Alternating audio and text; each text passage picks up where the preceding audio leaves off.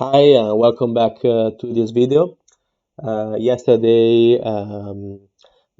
we have spoken about um, Game of Thrones dataset, and we have seen some new comments about Pandas data frame.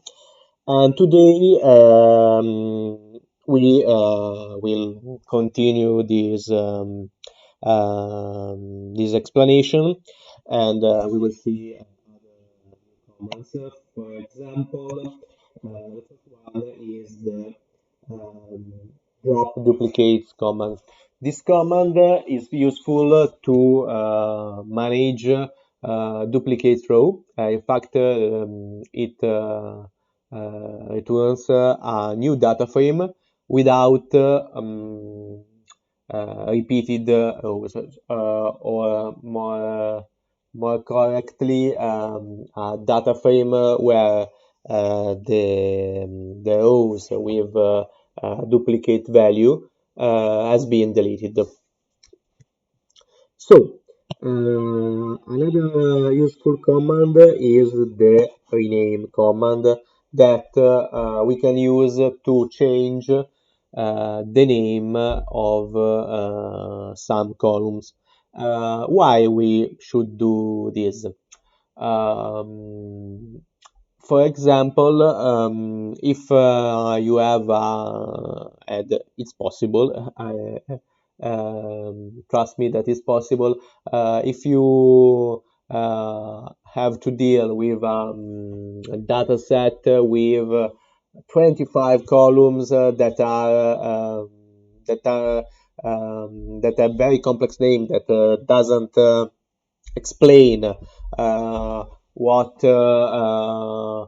kind of data you have. Maybe it's useful to rename this column with a more comprehensible name. Another instance is if you have a column with names that contain space. In Python, but in generally with all programming language, deal with column with variables that contain space is not a very good idea. I want to show you something. For example, if I want to call a name column of this dataset, battles dot name. Okay, in this way you have no problem. Okay, but what if we have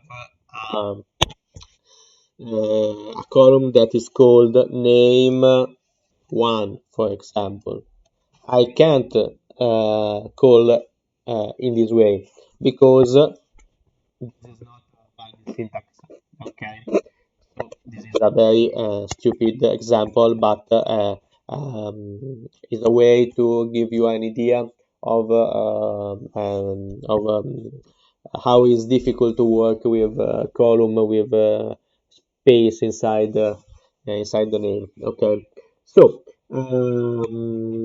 to perform this command, we have to pass as argument columns, and in particular, this is a dictionary where we have as key the old name of the column, okay, and as values the new name of the column. So now I'm changing two columns names.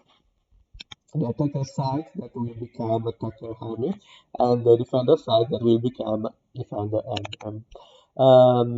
Adding this command, this instruction in place equals true, we say that this changing will be reflected automatically in the battles variables. Okay, so we haven't to do that, for example. Okay, because we have put in place equal to. Okay. Okay, another very important instruction is iloc. Iloc is a way to get a slice of a data frame by the index. So in this way, I want to take uh, from the 10 to the 21 values of the vectors. Uh, 10 and 21 are referred to the index of the data frame. So you have to remember that. Okay, for example, if you want a demonstration. Okay, here we are. I will use, I always, the first index of the slice is inclusive. Instead, the last index of the slice is not inclusive. So we have the 10 and row, but not the 12 row. Okay. So, and here we have a more complex command. Here I want to change where I have put the unknown value. Now I have changed my idea, and for instance, I want to set this value as 0. So this is a way to apply that, and apply is exactly the function that I want to use.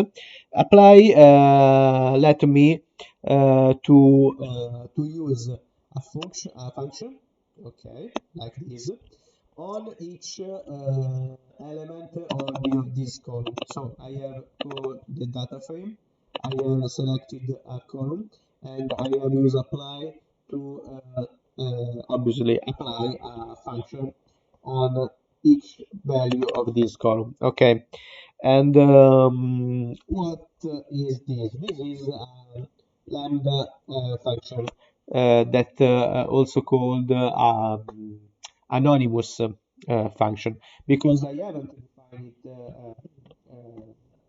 it precisely. Okay, I have defined it just here. Okay, how does it work? Lambda x, so I have an x variable that represents each value of this column, and for each value, if x equals unknown, return 0, else return x. This command is equals to that. Okay, where if x equals to unknown, I return 0, otherwise return x. Okay. This is if you haven't seen a lambda function yet, this could be a little tricky instruction. For this reason, I want to stop here the video. And if you want a video focused on this argument, on this sorry, this matter about lambda function, I can perform a specific video for this kind of function. Okay, so bye and see you in the next video.